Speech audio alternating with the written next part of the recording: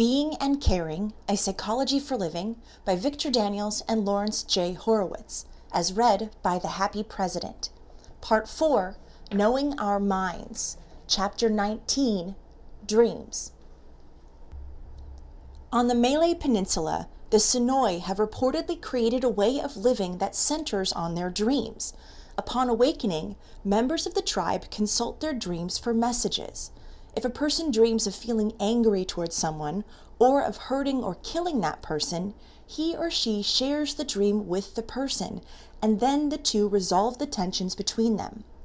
Members of a family share their dreams upon awakening and then work on problems the dream reveals. Each day in the village council, they discuss the new understandings and ideas that grow out of their dreams, and important tribal projects and decisions are based on dreams. When someone reports an especially interesting dream, other members of the tribe might say, "Go back into your dream tonight and see if you can bring back a new dance or a new teaching for us." This chapter is about how to understand and work with your dreams. As you regard your dreams as important, writes Patricia Garfield, a contemporary authority on dreams, they will become more relevant for your waking life. You will receive and remember helpful dreams. Several steps can help you remember your dreams. First, a dream log is a great help. Keep a large notebook and a pen by your bed. In the morning, as soon as you're awake enough to write, record your dream from beginning to end with as many specific details as you can remember. If you recall only a tiny fragment of a dream, write down that fragment. It's often enough to work with. But record the dream immediately. In a few minutes, it will probably be gone. Waking with an alarm can help. Record the details of your dream while still lying down if possible, in the order you remember them. For maximum recall, occasionally stop and close your eyes while writing.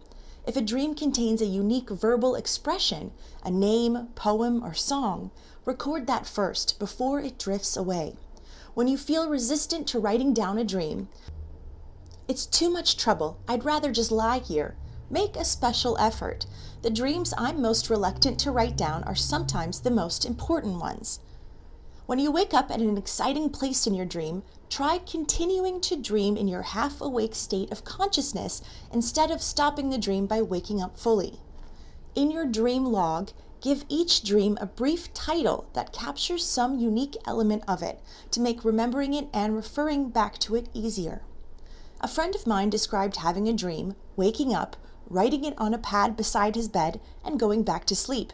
Upon awakening, he couldn't remember the dream. Gleefully, he turned to his pad, only to discover that it was totally blank. He had dreamed the whole sequence. Functions and characteristics of dreams. Available evidence shows that each of us has several dreams each night, whether we remember them or not, and that our dreams serve an important function. People who are repeatedly awakened during rapid eye movement, or REM sleep, when most dreaming occurs, become irritable, anxious, and fatigued. People awakened equally often during non-REM sleep periods do not. Anticipating such findings, Samuel Lowy in 1942 suggested that dreams serve to regulate our emotional life as we sleep. But though dreams may not exist to serve our waking consciousness, they can be of value to it. Freud, who calls dreams the royal road to the unconscious, drew attention to the richness, power, and depth of meaning in dream imagery. He used dreams as therapeutic tools to deal with unresolved past conflicts that affect our present lives. Jung, who maintained that dreams point to unsuspected depths of wisdom in everyone, emphasized their connection to present life situations. Dreams, he said, compensate for things missed in our conscious lives, expressing parts of us that we allow no other outlet for. Pearl spoke of dreams as the royal road to integration, pointing as they often do to forgotten parts of our personalities that can, when reclaimed, help us be more whole. He viewed a dream as an existential message, a statement about something unfinished or emergent in a person's life. He declared, "I believe that any single dream contains the essential message about our existence." Evidence suggests that dreams serve to reveal us to ourselves in ways that consciously we may not wish to see.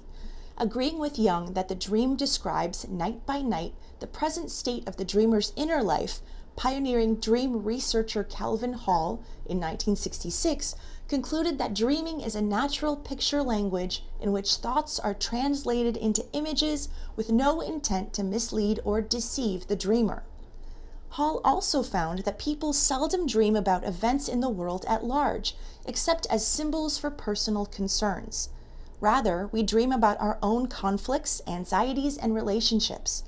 A dream, he wrote, is not a newspaper story or a magazine article. It is a personal document, a letter to oneself. In my dreams, I find a voice that speaks of who I am and what I want, rather than who I think I am and what I think I want.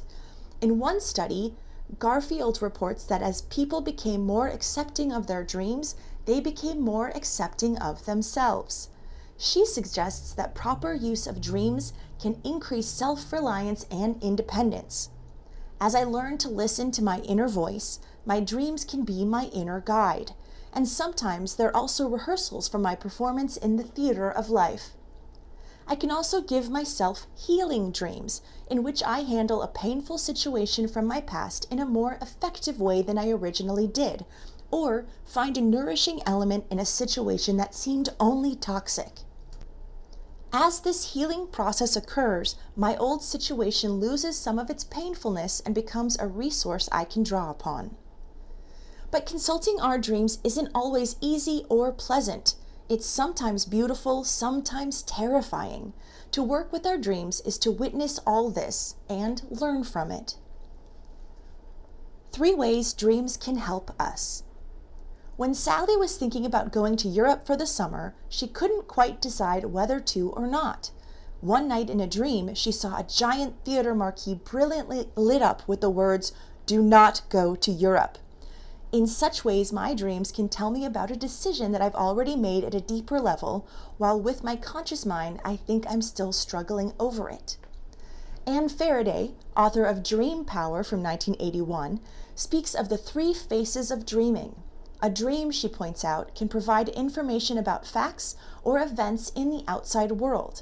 It can mirror the dreamer's inner feelings and conflicts, and it can guide our growth by bringing us into contact with submerged potentialities. Dreams can tell us about our world. Among the most dramatic dreams are clairvoyant dreams that tell us about something that is occurring somewhere else, and precognitive dreams predicting events that later come true. Sometimes such dreams are accurate in their details, and sometimes they're a little off the mark, like getting the characters wrong, though an event itself turns out as dreamed. Faraday concludes that all the cases of such dreams she studied were instances in which the dreaming mind was a better detective than the waking mind. Concerned with other things, the awake person doesn't use available clues, but the dreaming mind does. In some cases, a precognitive dream is a warning dream that comes true before the person acts to avert the event it warns about. Warning dreams alert us to attend to something we've been neglecting, to keep events like the one we dreamed about from happening. They point to things we know but have pushed to the back of our minds. My message in a dream about someone tripping and falling down the stairs may be, "Fix the broken step, now!" In other warning dreams, people have dreamed that they were getting ill and ought to see a doctor before they had any conscious hint of it. Warning dreams can also signal problems in relationships, like a loss of interest or an underlying conflict that needs to be resolved. A warning dream doesn't mean we have to deal with what it brings out, but it dramatizes what we may be up against if we don't.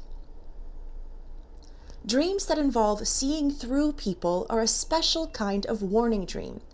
Faraday writes, "My husband dreamed that a new business colleague served vegetables that were full of worms. My husband felt this was the dream's way of saying his colleague was untrustworthy, so he checked his suspicion and found it correct." This shows the necessity of checking on the accuracy of the dream perception before taking action, as the whole thing could have been pure fantasy on my husband's part. Reminder dreams are also a kind of warning dream. I dream that I left the car lights on and need to get up to turn them off. or of an upcoming event that consciously I'd forgotten about. Reminder dreams are not a substitute for an appointment book, but they can point to something I forgot to record in it, or forgot to notice when I was looking through it. In a larger sense, our warning dreams are reminder dreams in which we tell ourselves to take care of something that we've been neglecting. Faraday makes a check for possible factual information her first step with any dream that refers to real people, things, relationships, or life situations. She doesn't, however, recommend trying to find a factual message in a dream unless it's fairly obvious. Dreams can mirror our lives. Long ago, the Tibetan Book of the Dead declared that everything in our dreams comes from our own minds. O nobly born, whatever fearful and terrifying visions thou mayest see, recognize them to be thine own thought forms. Except as just described, dreams don't tell me how things outside me actually are, but they say a great deal about my reality as I experience it. When our dreams change or distort waking realities, as they usually do, the changes and distortions can tell us much about ourselves and our circumstances. A woman who dreamed that her husband was resuming a recent affair, for instance, checked and verified that he was not.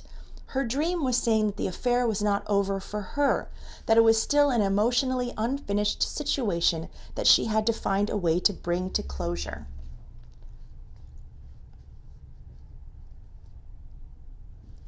Dreams can guide our growth.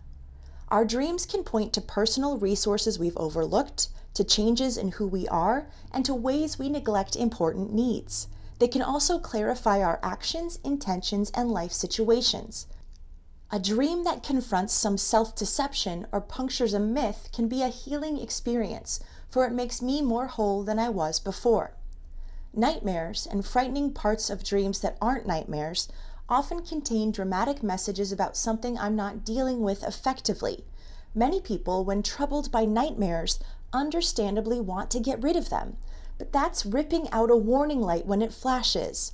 The frightening forces that nightmares represent are sometimes nothing more than my anger with myself when I've tried to tell myself something over and over but haven't paid attention. If you won't listen to me, I'll scare you into listening. There are ways to get rid of nightmares, soon to be described, but it's unwise to do that until we've heard what we have to say in them. A series of dreams with similar themes points to a message that's struggling to be heard. The scenario that runs through the series deals with something that's more important in your life right now. For example, for several months I dreamed of doing something wrong and having to go back to fix it. I turned onto the wrong road, repaired a machine incorrectly, gave a message to the wrong person. This series of dreams told me that I needed to slow down and pay more attention to what I was doing. Even more dramatic is the repetitive or recurrent dream. If a dream occurs again and again, says Pearls, some matter that you haven't dealt with is asking for your attention. Sometimes these representative dreams are nightmares that show you how you frustrate yourself. The following ways of working with our dreams can both illuminate our inner situation and guide our evolution toward greater knowledge and appreciation of ourselves. Finding meaning in dream symbols. My dream reflects a network of ideas and experiences in my life, and there is value in exploring it as a whole. On the other hand, particular events in dreams that may hold special messages are worth exploring in extra depth. Treating important dream events as symbols is one way to do this, especially when a dream makes no sense at first. Since the inner logic of a dream differs from the kind of logic our waking minds are used to, our dream messages may seem contradictory and confusing until we learn how to work with them. But that's not always so. Sometimes a dream pictures our circumstances, dilemmas, or opportunities so clearly that the messages are obvious. Dreams of cramped spaces, for example, usually suggest that a dreamer feels closed in. Sometimes a single dream image can convey a message that words would be hard put to equal. A dream may describe how we've been viewing ourselves in some situation without recognizing it. Faraday mentions a woman who dreamed of a man in chainmail and knew immediately that the dream was portraying her husband as a chained male. Dream images are more unpredictable and revealing than waking thoughts, says Calvin Hall, partly because we can more easily censor the latter to fit our self-images. The meaning of a dream, he writes, will not be found in some theory about dreams. It is right there in the dream itself. Psychiatrist Montague Ullman and his co-author Nan Zimmerman add, when we allow them to, dream metaphors help us to objectify our unacceptable emotions so they can be talked about and even laughed about. The language of dream symbols is largely individual. Anyone who claims to tell you what a certain symbol in your dream means is probably mistaken. Jung stressed that we need to be willing to abandon preconceptions and suggested that we translate our dreams in any way that makes sense to us. Archetypes and the collective unconscious. Certain dream symbols that arise out of experiences common to everyone have related but not identical meanings for many in whose dreams they appear. Jungian analyst Ira Progoff suggests that we are like wells, each of us unique, but at the source tapping a common stream that connects us all. We are all loving, bitchy, bawdy, sorrowful, afraid, and all the other things that every man and woman has been. Jung gave the name archetypes to widely shared symbols that denote these universal qualities. He found that many of his clients expressed such themes in epic dreams of dying, divine heroes, and slaying monsters. An archetype's content is learned through our individual experience and takes on the unique personal forms that we allow to emerge out of the common human heritage that Jung called the collective unconscious. Thus, my dreams are both my own creation and expressions of themes important to people in all times and places. You and I may both dream of a child. The child archetype usually suggests some kind of unrealized potential within the dreamer. As we explore what that symbol evokes in us, I may get in touch with how I make myself dependent on others and refuse to take responsibility for my own life, while you discover ways to open yourself to a more spontaneous, less programmed way of living. Some common meanings of dream symbols. In addition to appreciating the uniqueness of symbolic meanings, familiarity with some of the more frequently reported symbolic meanings may also prove useful. Color, for example, often conveys feelings, though these too are individual. Your red may mean love, while I use it for anger. The quality of the color can also be significant. Bright yellow may convey a sense of aliveness, while a muddy yellow may imply stagnation. The specific meaning of a color is often related to the context of the dream and what it has meant in our experience. In some dreams, I'm an observer, while in others, I'm an active participant. In still others, I'm both. Being both a participant and an observer may mean I'm breaking through old understandings to a deeper level of awareness. Rossi, in 1972, reports a dream in which a woman experienced herself as a building and also as an observer watching as the building, which represented part of her old self, fell over. Houses and buildings, or parts of them such as rooms, doors, halls, and stairways, have important meanings. But when the action takes place in the house or room, as we review the dream events, we may overlook the setting. In my experience, writes Faraday, the dream house symbolizes our relationships, life situation, and psychic space. Dreams in which a house is undergoing alterations or having extensions built usually indicate a personality change in the direction of expanded consciousness, often accompanied by improved bodily health. Our suitcases, boxes, basements, dungeons, or jail cells suggest that we keep important parts of ourselves locked up and don't allow them expression. These might be parts of what we conceal from others or from ourselves. Frequently, what we are confining contains some important kind of vitality. You might try closing your eyes, opening the box or door, and watching to see what and or whom you let out. People in our dreams can have many meanings. First, they may represent themselves. A dream about my father may be about my father. Or they may stand for others. A friend, colleague, public figure, or stranger I met in passing yesterday may stand for a person from my past with whom I have something unresolved. Or a dream character may represent something I'm beginning to sense or feel about myself or someone close to me. Pearls maintained that everyone and everything in a dream represents some aspect of myself, in addition to whatever other meaning it may have. Some dreams contain transformations. A block of ice melts into a puddle. An airplane changes into a bird. An old man turns into a young woman. Rossi suggests that transformations that seem sensible and familiar can reflect evolutionary changes in a person's life or personality. Slow transformations, like the growth of a plant or the coming of dawn, tend to reflect long-term trends of personality growth. Transformations that seem absurd or that are sudden or abrupt may mean that the person faces a crucial situation that he or she needs to deal with immediately. Ugly, harmful, or otherwise unpleasant transformations may signal a blockage of growth process that the dreamer needs to pay attention to, whereas those that seem pleasant or beautiful are more apt to represent constructive, desirable changes in a person's way of living and being. Time and space in dreams reflect our feelings and our inner psychologic. A momentary dream event can represent a 3-month process in waking life. Size, distance, and spatial relation can all change to compose the picture message of a dream. Some dreams contain strong positive images, people, animals, trees, or objects that represent positive aspects of yourself.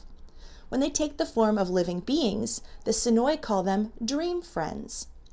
The symbolic meanings just described are only suggestive. Many of your meanings will be unique to you. With any dream symbol, suggests Faraday, the general principle is always to ask yourself why you've chosen this particular symbol rather than another. You may also find it useful, adds Garfield, to develop a personal dream glossary by discovering what kinds of real events are consistently connected with what kinds of imagery. When Garfield interprets the symbols of her dreams, she writes down the associations. Then, also in writing, she reconstructs the dream based on her associations to the symbols. She states, "Suppose my record reads, I am with my daughter in a living room. I want her to help me put out a fire that has started. She is unbelievably stubborn and annoying." The translations, using my associations, might read, "There is a small problem that needs attention. The childish part of me resists cooperating.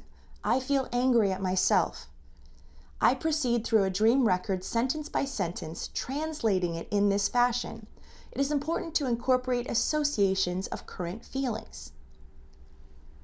A dream symbol may mean I'm in touch with the potential it represents, or it may mean I'm not in touch with it and would do well to contact it.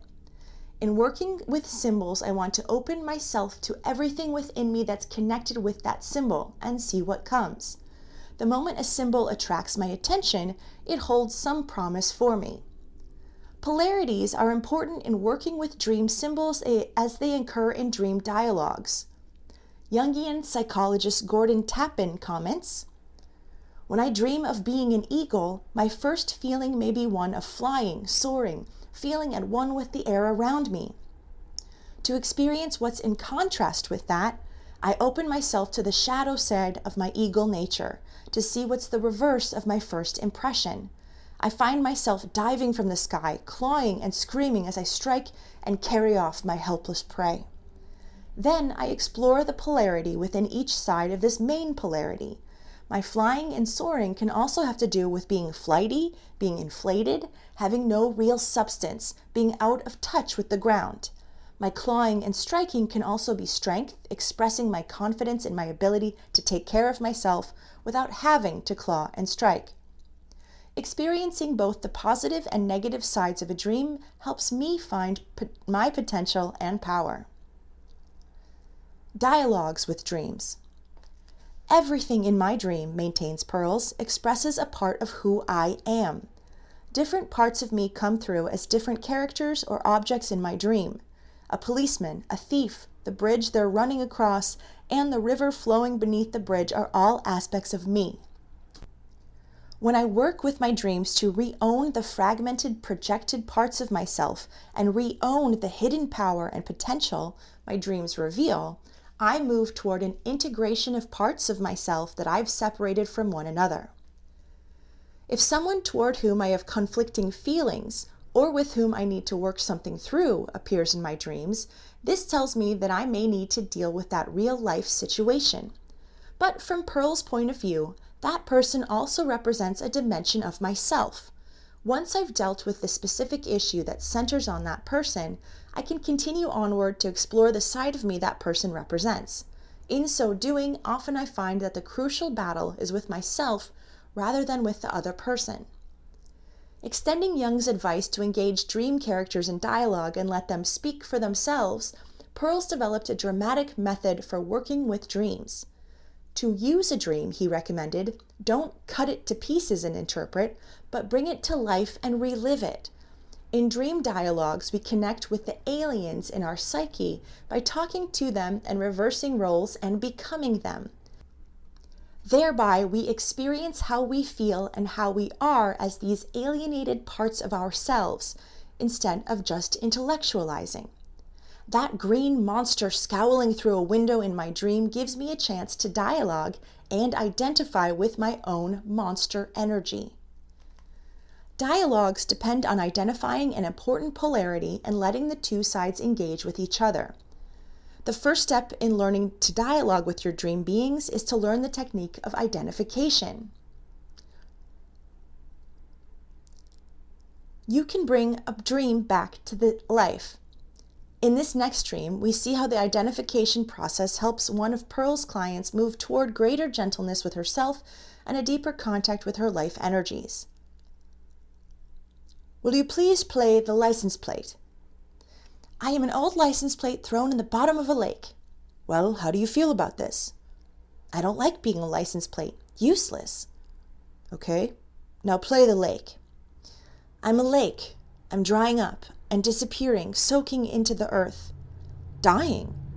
But when I soak into the earth, I become part of the earth. So maybe I water the surrounding area. So even in my bed, flowers can grow. You get the existential message?